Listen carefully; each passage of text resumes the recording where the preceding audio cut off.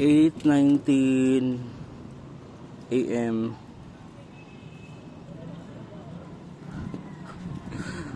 Ang hina-hina ng harvest natin mga boss. 8:19 AM. Nandun si araw ng takpan ni punong Star Apple. Yun. Wala talaga. Walang akala ko nung una, last time kasi nung chinek ko mga 10 or mag 11 na yun, ito full talaga siya, walang takip dyan. Ito wala, ito kalahati nito natakpan, tsaka ito takpan. Ngayon chinek ko 8:19 AM, umakit ako dito sa bubong. Ito na nakita ko. So, lahat pala talaga sila. Since nakasiris pa naman yan, at saka ito nakasiris yung dalawa.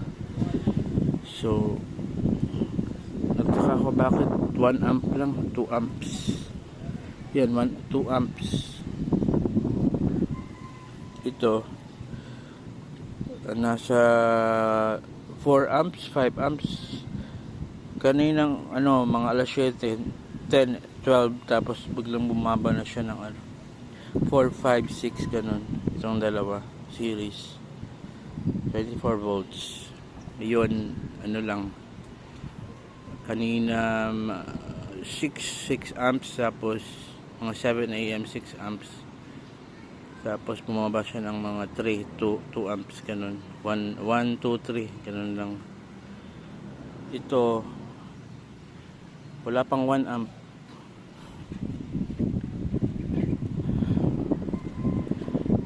Hindi ko alam kung hayaan ko na lang itong maging ganito or kasi ewan ko kung anong buwan babalik ulit itong si araw na galing na siya dyan papunta dito,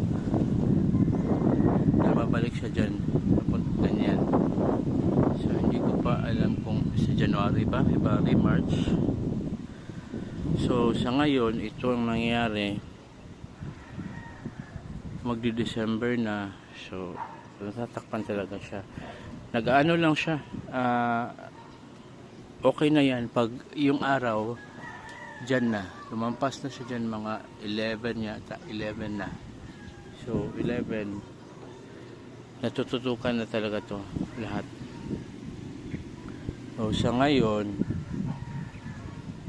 talaga mahina ang harvest. So lagi tayong nagdidiyo sa gabi.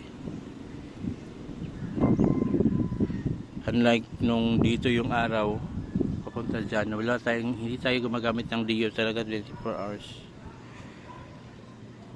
So hindi ko alam kung napapaisip ako baka dagdagan ko ba ng dalawang ganito at isang 40 amps na naman na SRNE. Dalawang ganito, dito natin siya ilagay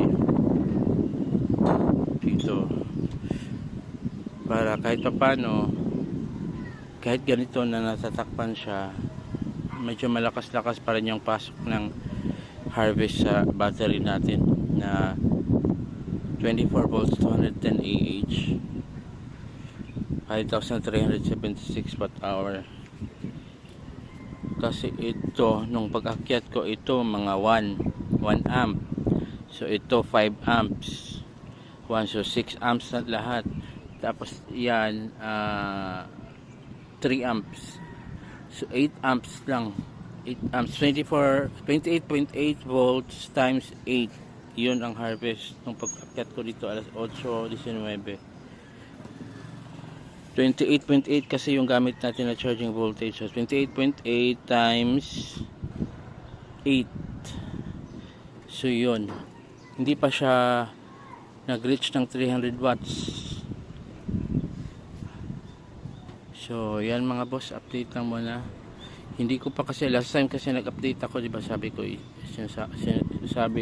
ilipat ko yan dito, ito iusog ko doon, ito naman iusog ko doon din, para so itong tatlo doon siya, tapos yung tatlo dito siya. Hindi ko pa siya nagawa kasi parang ina-observe ko pa lang. So ngayon nga, na-observe natin ulit, inakyat natin. So yun nga, tatapan talaga siya. So hindi ko alam kung hintayin na lang natin na maglipat si araw pabalik doon. Pag-isipan ko mga boss. So hanggang sa muli, take care mga bossing. Salamat sa palaging panonood sa mga videos natin. At saka God bless everyone. Sana pagpalain kayo ni Lord palagi sa lahat ng mga ginagawa nyo, sa mga businesses nyo, mga income nyo. Sana tuloy-tuloy ang pasok ng blessings. At sana mabuhay tayong lahat. God bless everyone.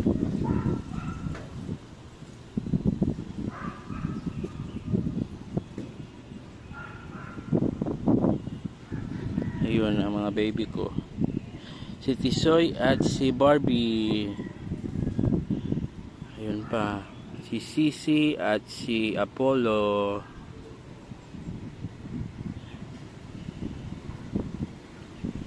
Mag-asawa yan, oh. Hanggang sa muli, ingat palagi. God bless everyone. God bless everyone.